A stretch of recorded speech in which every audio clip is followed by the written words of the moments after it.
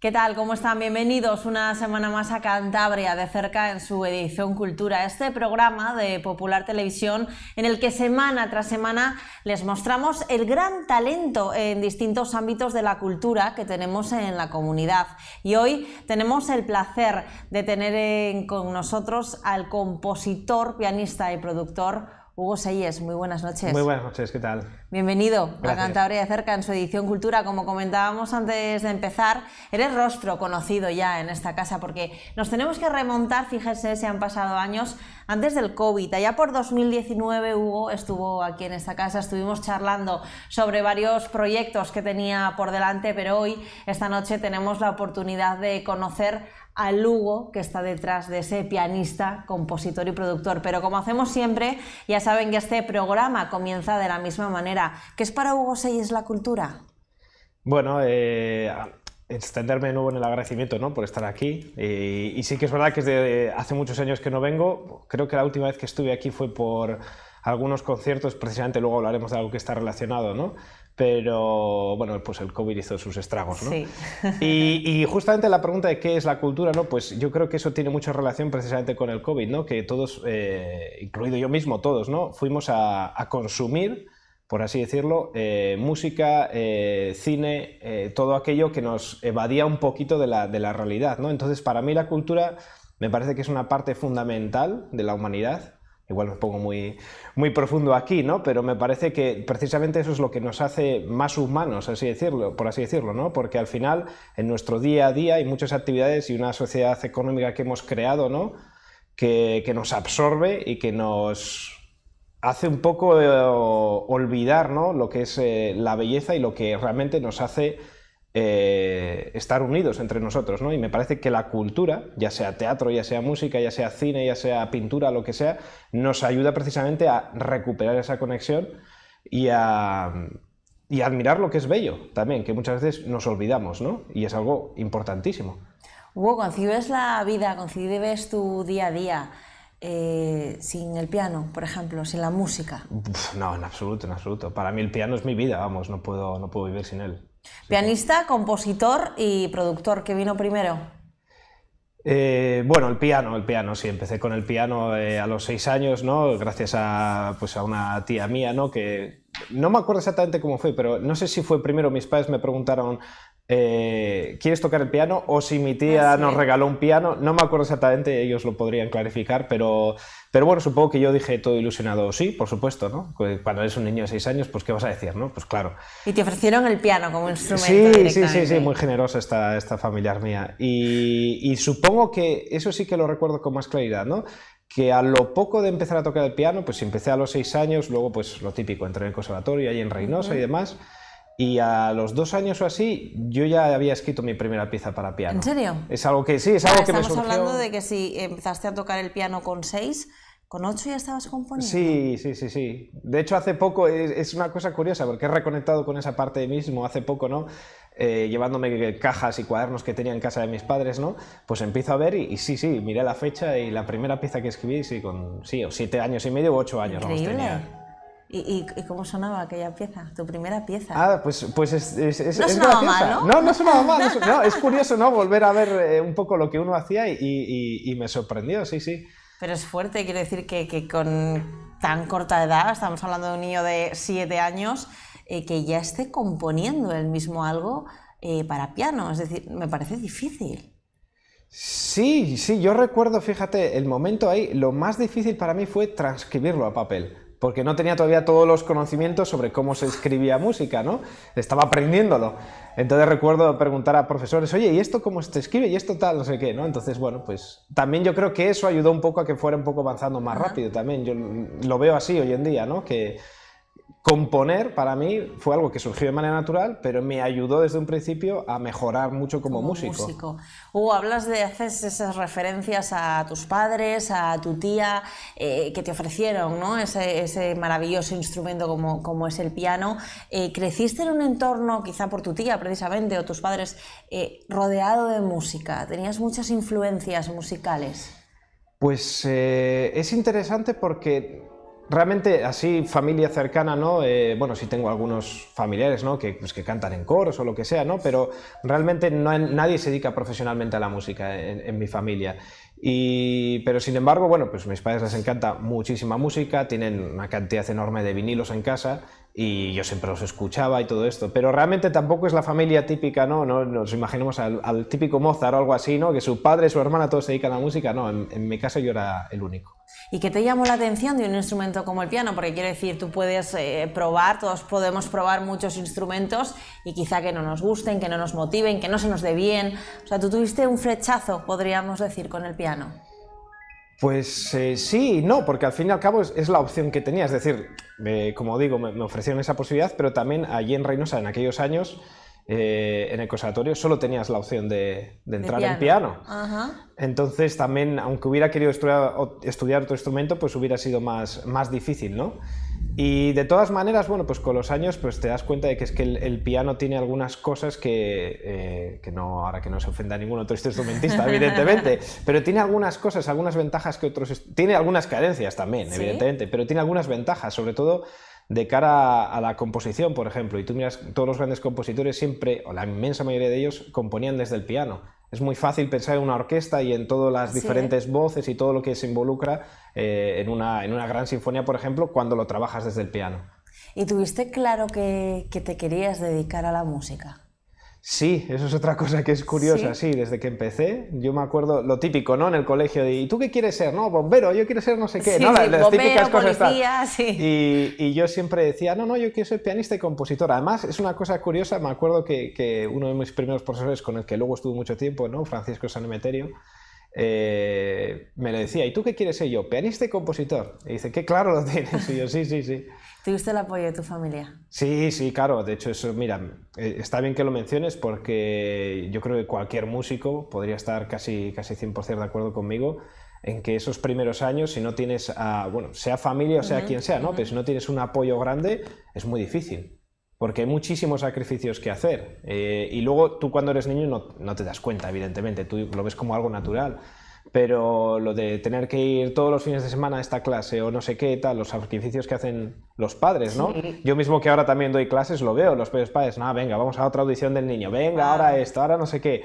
Que no es un sacrificio porque al final, hombre, pues lo haces con placer.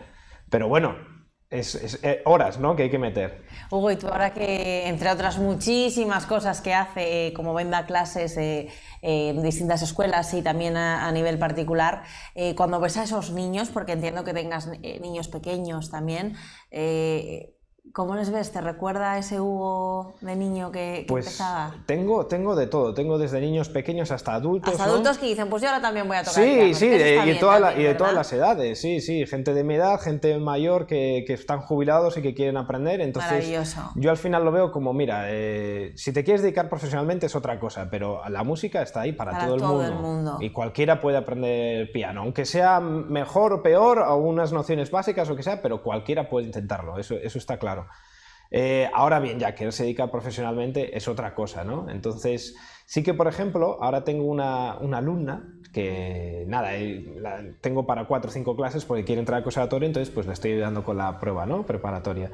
Y sí que es verdad que lo veo, ¿no? Que esa niña pues tiene... Sí, porque es que le tocas cualquier cosa en el piano, lo entena a la perfección, le encanta el ritmo, todo lo hace perfecto. Entonces, esa niña, claro, y luego depende un poco de lo que quiere hacer con su vida, ¿no?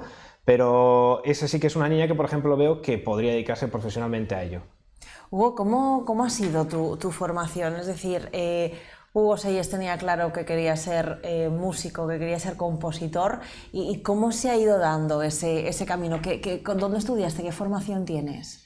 Pues supongo que seguí un poco el camino que todos seguimos un poco sin pensar, ¿no? Casi porque es lo normal, ¿no? Allí en Reynosa pues estudias en el conservatorio elemental, luego sí que es verdad que estuve unos años por libre, porque quise hacer concursos, quise hacer otras cosas, ¿no? Que igual no entran más dentro de lo que es lo habitual, ¿no?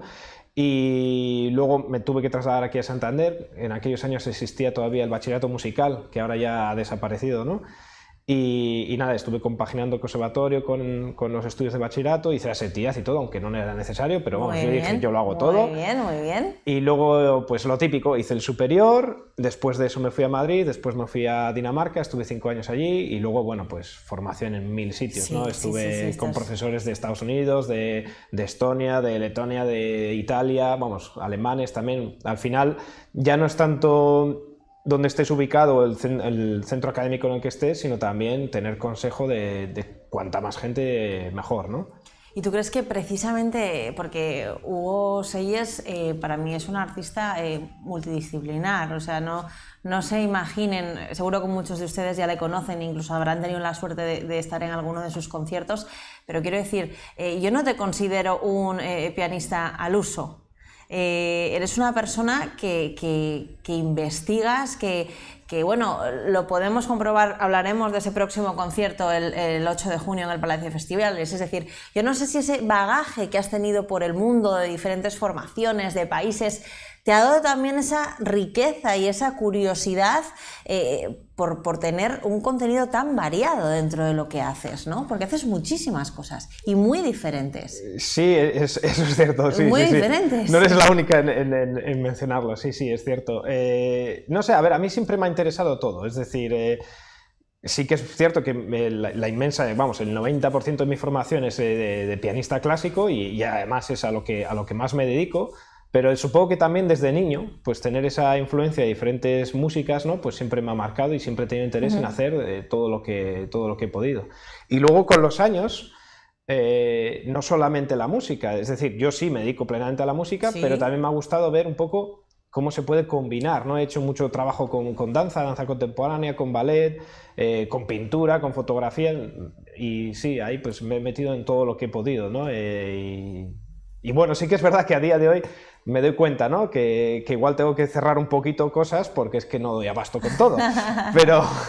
Pero bueno, sí, y estudiar en el extranjero, no sé si tanto eso ha marcado en esto, porque esto ya era innato en mí, supongo, pero sí que me ha ayudado en particular, por ejemplo, más como inspiración, ¿no? Un profesor que tuve allí en Dinamarca, Niklas Ivelov, que es sueco él, pero estaba dando clases allí. Porque él mismo, ¿no? Es un grandísimo pianista. De hecho, muchos alumnos de él lo hablábamos, ¿no? Que no sabemos por qué no es mundialmente famoso al mismo nivel pues, que Daniel Barenboim o algo así, sin exagerar. Pero bueno, oye, pues la vida sí se desarrolla y ya está, ¿no? Pero es un músico increíble. Tiene varias sinfonías compuestas. Yo no sé de dónde saca el tiempo.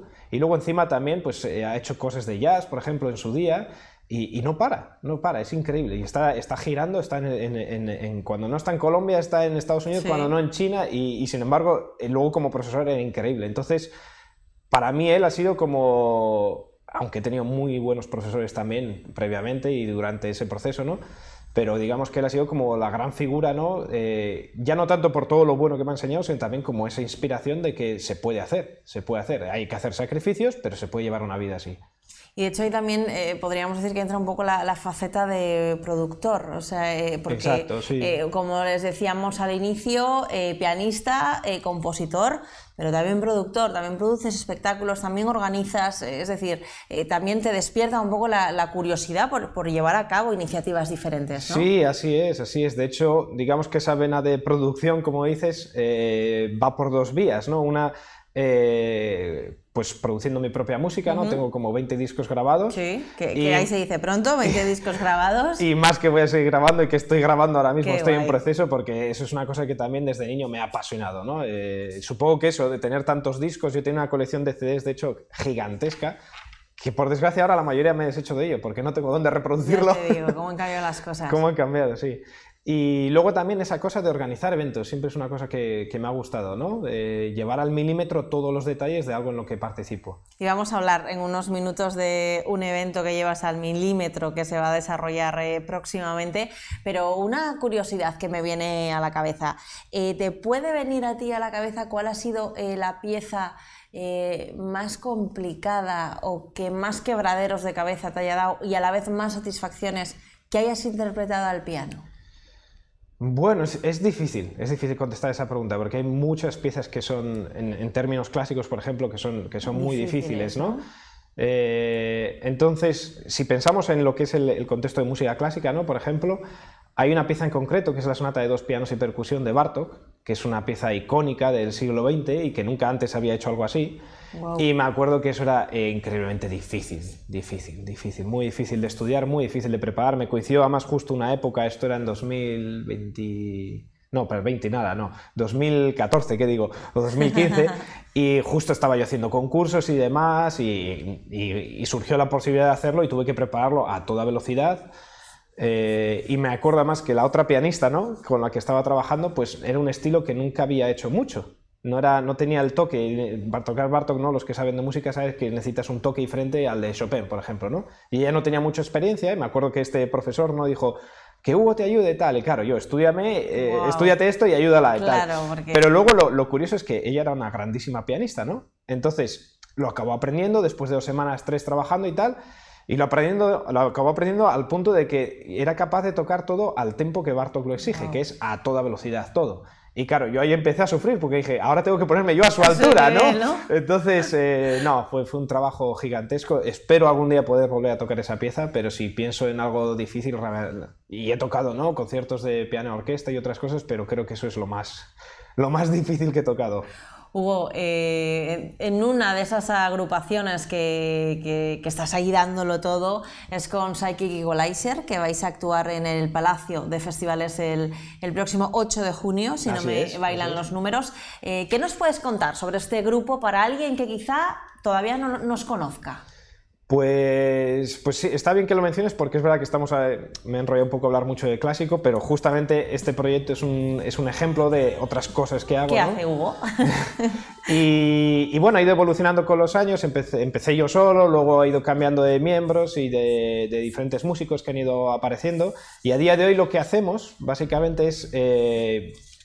un rock progresivo, que mucha gente no sabe lo que quiere decir, pero realmente es un término que se acuñó en los 70, 80 para definir la música que todo el mundo piensa como rock clásico, ¿no? Sí. Pink Floyd o Sí. Genesis o Yes, todos estos grupos, ¿no?, que son canciones pues muy densas, ¿no?, digamos, pero que en aquellos años era lo que más vendía, ¿no? De hecho, Queen, por citar otro grupo, también... pues un tema como Bohemian Rhapsody, Sí. ¿no?, el mítico, pues tiene esos elementos, ¿no?, de diferentes secciones, de cambios, de no sé cuántos, ¿no? Entonces, ese es el tipo de música que nos gusta hacer, es lo que vamos a llevar a cabo en el Palacio de Festivales, que ya hemos hecho algunas otras actuaciones aquí en Cantabria el año pasado. Esta es la única que hacemos este año, porque justamente estamos trabajando en un nuevo disco y no da tiempo para hacer todo. Entonces... ¿Quiénes vais a estar sobre el escenario? ¿Qué componentes del grupo? Pues estaremos Carlos Barragán a la guitarra, que lleva ya varios años en el grupo, ¿no?, y es junto conmigo pues igual el principal compositor. Estará Sergio Azcona a la batería, India Hui cantando, y que de hecho, bueno, como ya alguna gente sabe, ¿no?, por desgracia es el último concierto en el que va a estar con nosotros, pues porque las agendas no cuadran y al final, bueno... ¿no? Entonces, además de India Hui va a estar también Saray Riaño, que es una cantante de aquí de Cantabria, que va a ser un poco quien va a venir Va a tomar el testigo, ¿no? Eso es. Entonces, este concierto, de hecho, va a ser muy especial para todos, muy emotivo, ¿no?, porque digamos que van a compartir, ¿no?, ese rol y bueno, digamos que lo que dices tú, ¿no?, le va a pasar el testigo, ¿no? ¿Cómo van los preparativos? ¿Por qué no debemos perdernos, además de todo esto que nos dices, que ya de por sí va a ser un concierto único al tenerlas a las dos sobre el mismo escenario, pero qué nos estáis preparando para ese 8 de junio? ¿Por qué no nos lo podemos perder? Bueno, se me ha olvidado mencionar, claro, que aparte de toda de estos músicos, ¿no?, aparte vamos a tener también la colaboración de la Camerata Coral de la Universidad de Cantabria, ¿no?, que es un magnífico coro dirigido por Raúl Suárez, que ya han participado con nosotros alguna otra vez en discos, en conciertos, y esta vez van a volver a estar con nosotros. Entonces, eso, quieras o no, ya le da una densidad especial a la música y al espectáculo en sí mismo, ¿no?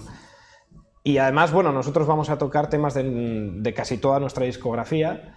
Y me gustaría recalcar que no solamente la música es especial, sino también igual los conceptos que abordamos, ¿no? Porque hablamos de temas sociales. Antes hemos hablado, ¿no?, del COVID, pues por ejemplo una de las canciones habla un poco sobre ese aislamiento que sufrimos, ¿no?, porque estaba compuesta justo en esa época. Hay otros temas que hablan sobre la situación del cambio climático o algo así, es decir, que también abordamos temas que que llegan, ¿no? Y que son importantes. Pero no es la única propuesta de la que les vamos a hablar esta noche, porque como les decimos, Hugo está metido en muchas cosas y vamos a hablarles de Horizontes Clásicos, que es el próximo proyecto que tienes por delante, que ya has presentado, pero por favor cuéntanos en qué consiste, qué es eso de Horizontes Clásicos. Bueno, hace ya años que tenía yo idea de hacer mi propio festival de música clásica, ¿no? En particular de música de cámara, que es que al final, para aquellos que no sepan, ¿no? Pues siempre nos imaginamos la música clásica, pues o el típico pianista, ¿no? Sentado en el escenario,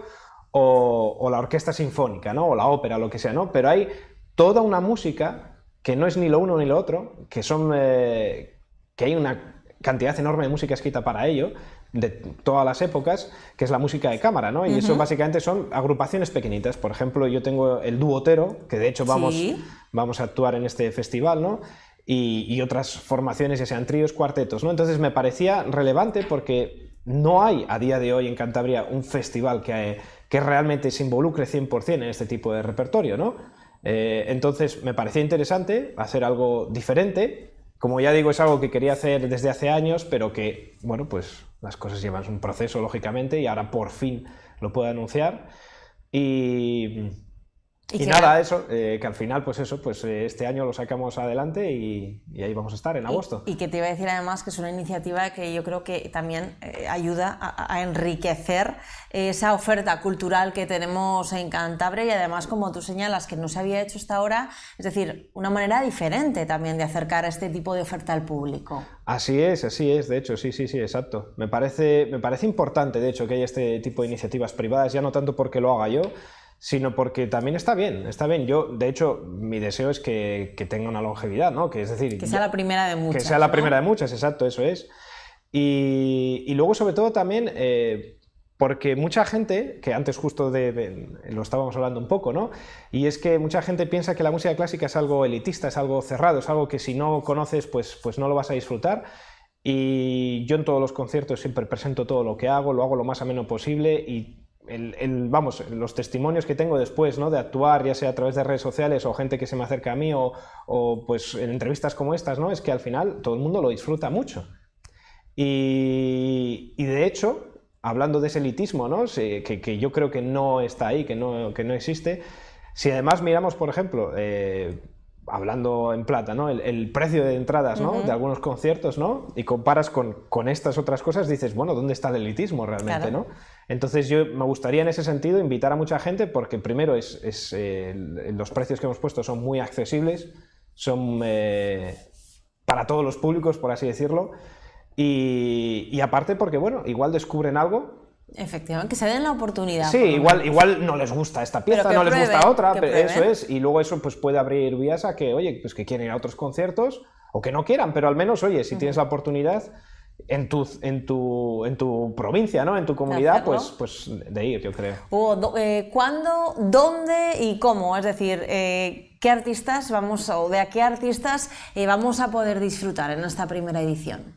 Pues justo antes he mencionado en agosto, ¿no? Son los días 16, 17 y 18 de agosto, en Comillas, en la iglesia del Antiguo Seminario Mayor, que es un espacio precioso, exacto, que eso es otra cosa que también pues quería poner en relevancia, ¿no? Que es que tenemos ese sitio que es una maravilla y que muchísimos cántabros no lo conocen. Exacto. Entonces, bueno, pues también es una manera de incentivar ese patrimonio histórico, cultural que tenemos, además, ¿no?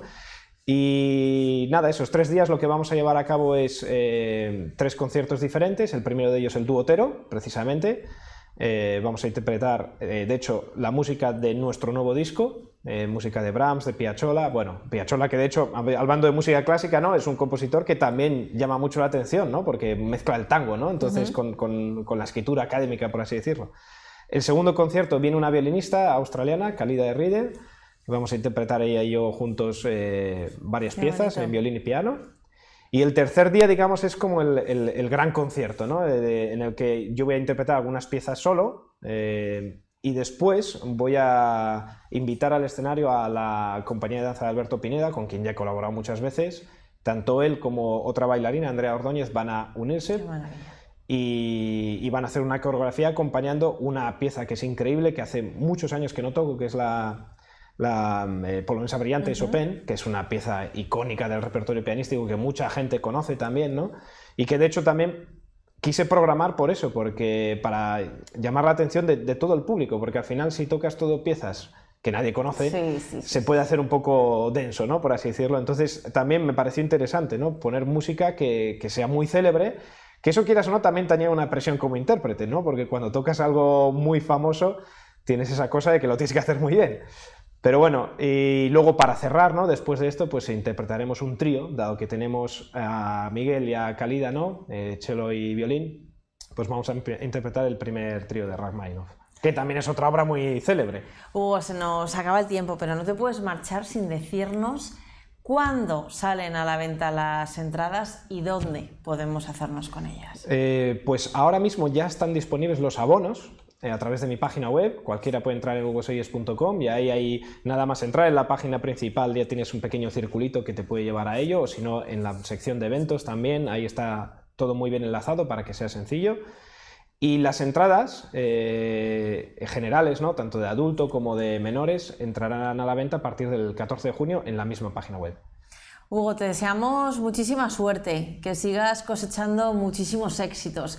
Pero antes de marcharte, si echas la vista atrás y cuando ves a aquel niño, aquel Hugo de 6 años que empezó a tocar el piano y que tenía tan claro que quería dedicarse a la música y a componer, cuando ves al Hugo de hoy con tantos proyectos, tanto trabajo, tanto esfuerzo, sacrificio, todo lo que ello conlleva, porque nada te lo regalan, Hugo, ¿qué le dirías a ese niño? Bueno, pues le diría una reflexión que he hecho yo hace poco, y es que realmente yo estoy viviendo el sueño que tenía cuando era niño. Sin ser consciente cuando era niño de que tenía que sacrificar mucho tiempo, ¿no? Mucho tiempo libre, mucho sacrificio económico, muchas cosas, ¿no? Que cuando eres niño no lo sabes y solo ves el lado bonito, pero aún así, pues le diría que vale la pena y que adelante, claro que sí.